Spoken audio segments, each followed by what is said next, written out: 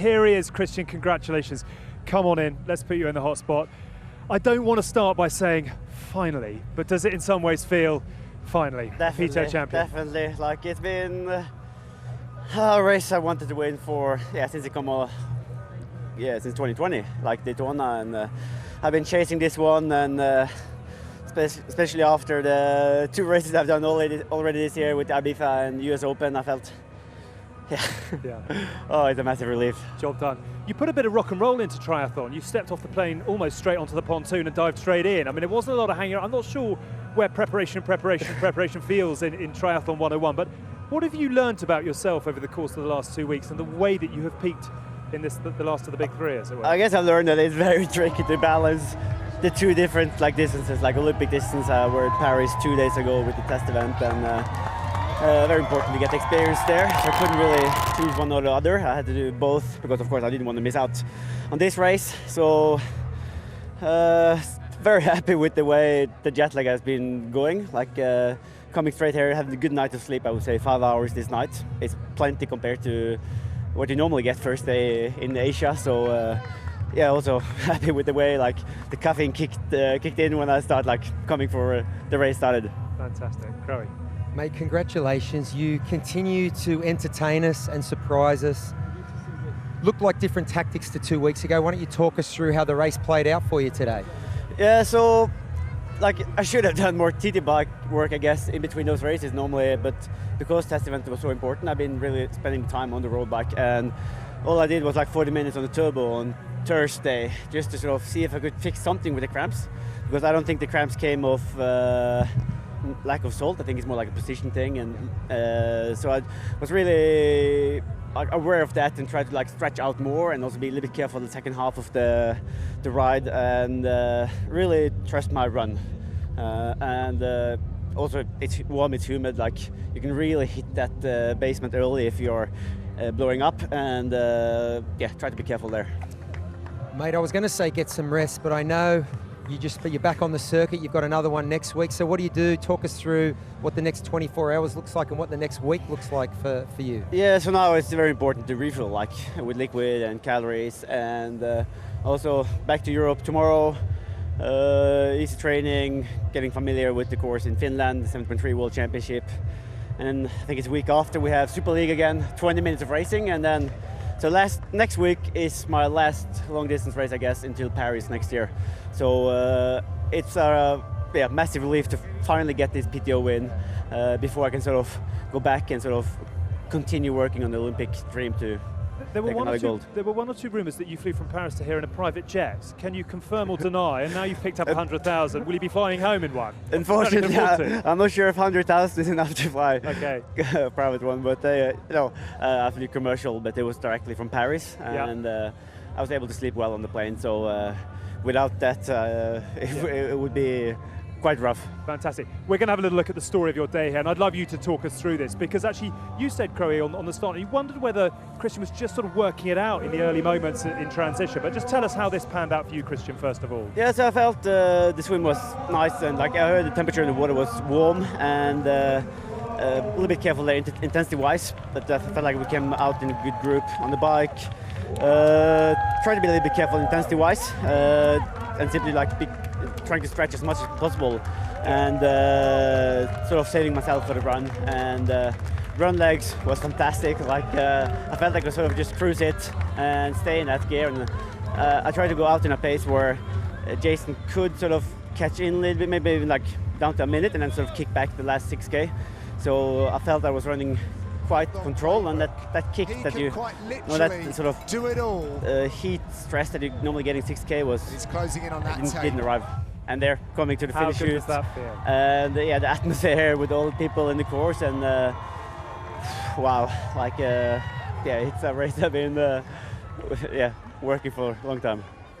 You're going to pick up on that. I thought you were going to add to it. I know we're obviously talking about how you have performed swim, bike, run, but a lot of the little details. Well, you were 30 seconds faster than anyone else in T2. Is that a focus for you? The little detail, as much as numbers, etc., power. Yeah, definitely, and especially in short course, you have to every second matter, and if you're 3 seconds off there, you have to catch on 3 seconds for the first 1K, and that can cost it. So trying to be as efficient as possible, but I didn't know it was that much different. Yeah. I've got to ask this question because somewhere, I'm sure, Jan Frodeno is watching this with a cold beer, just winking at the telly. If you had the chance to say something to him now, would you say, come on, Jan, one more dance, 2024? Take one more year. Hawaii, Kona next year, and then see you there. I would pay to see that. Yeah, well, I think we all would, and we'd love them. The rivalries that we're developing throughout the PTO are fantastic. Just a final word to sum up.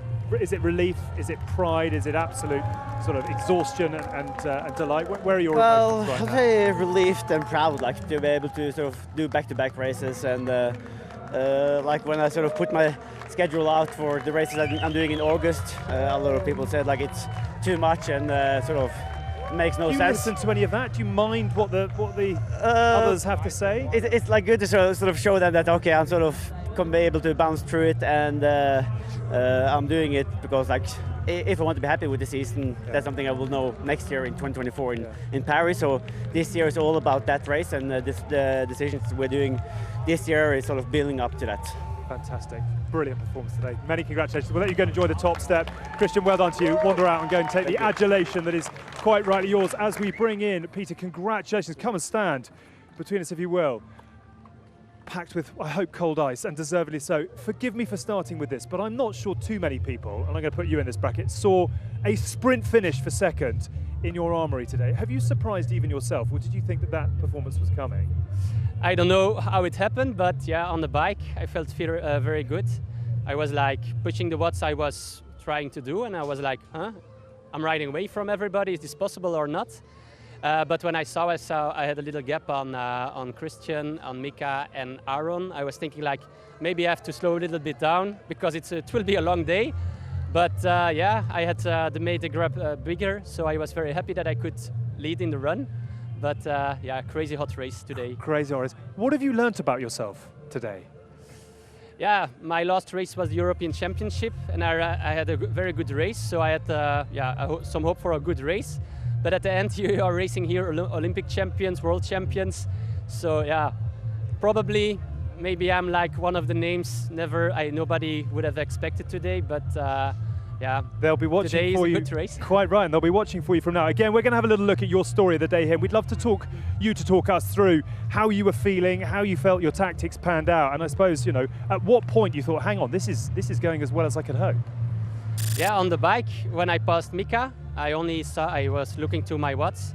I think I lost my nutrition bottle lap 2 or 3, so I was a little bit in panic then, because yeah, it still is a race of 3 hours 20, and in these conditions you want to have all your nutrition.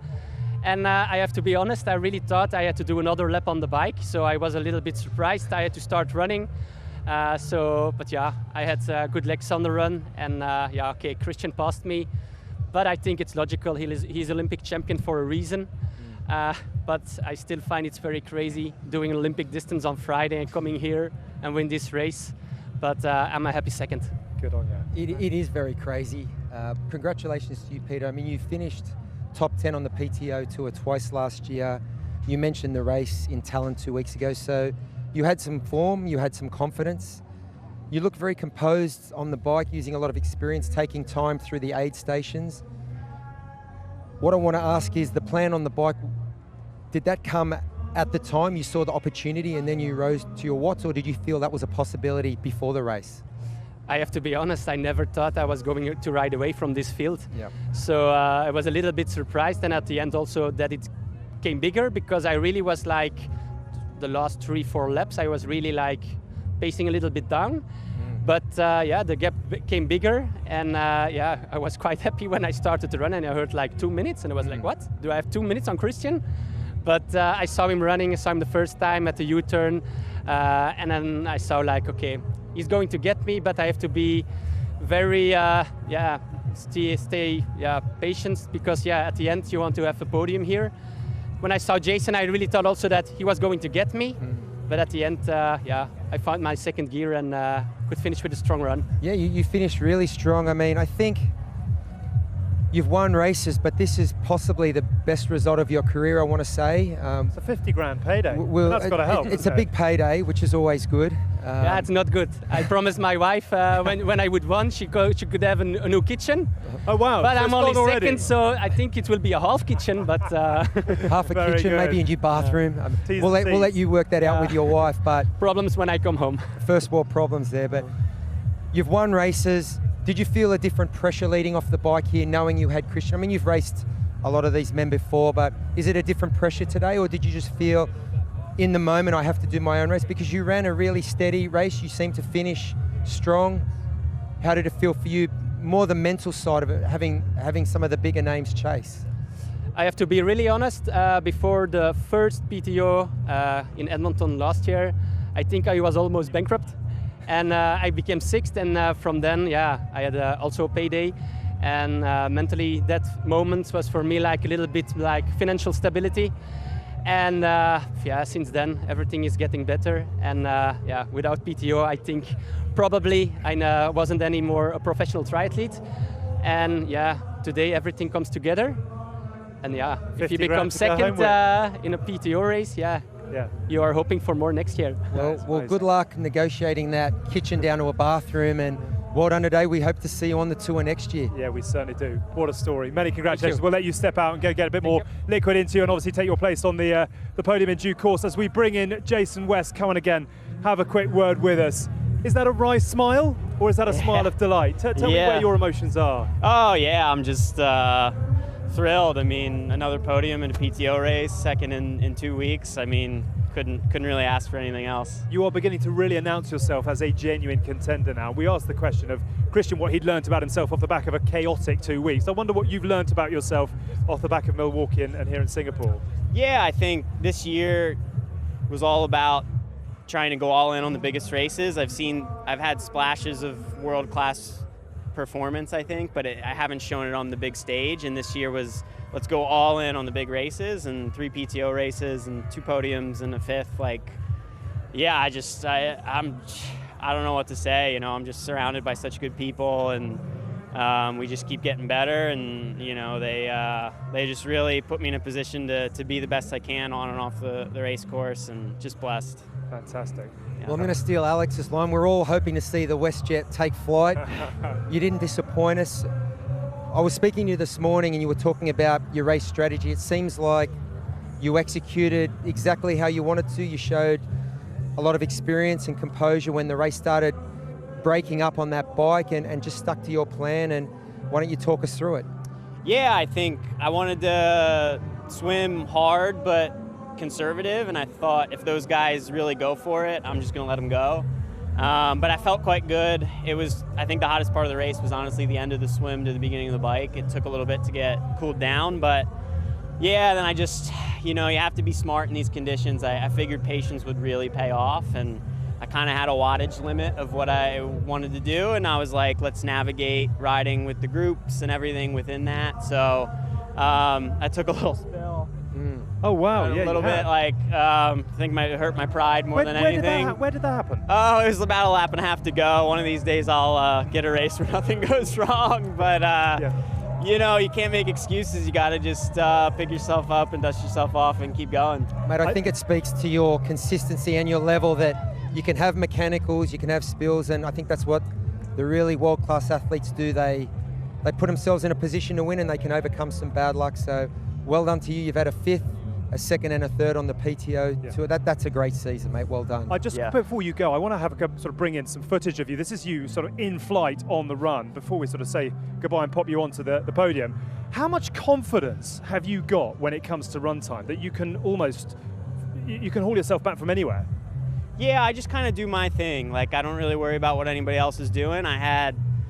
I was like, okay, let's run 3:15s, and I think I had looked at my watch and I averaged about 3:16 a K and something like that. But you know, I just have an idea in my head of what I think the performance can be, and I just go do my thing. And at the end of the day, like, you can't control what anybody else does. Those 2 guys had incredible races today. Pieter took it on the bike, and that was incredible, and Kristian showed why he's number 1. And just can't say enough nice things about those guys' races today. So yeah, very well done to them. PTO has big ambitions for 2024. How big are your ambitions?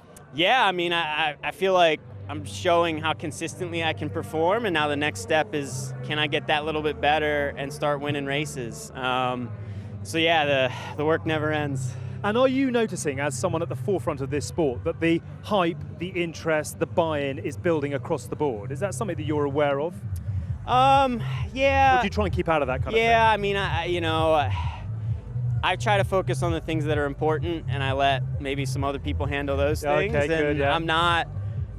My dream is to be #1 in the world and have nobody know who I am, because I'm not into the attention. I'm not into that kind of stuff. I love the sport. I love getting better. I love what I'm doing, and yeah, the dream is just to be doing this. Yeah. So yeah, I mean, I think a lot of that's going to be difficult for me, but. You're going to struggle to stay anonymous if you keep doing what you're doing. That's exactly what I was going to say. Good luck staying under the radar now. Absolutely. Let's let the WestJet fly. We'll see you on the podium. Well done, Thanks, Jason. guys. Congratulations. Thanks, guys. We'll let you step out here. And just, I suppose, the sort of a quick word on the 3-2-1 that we have got.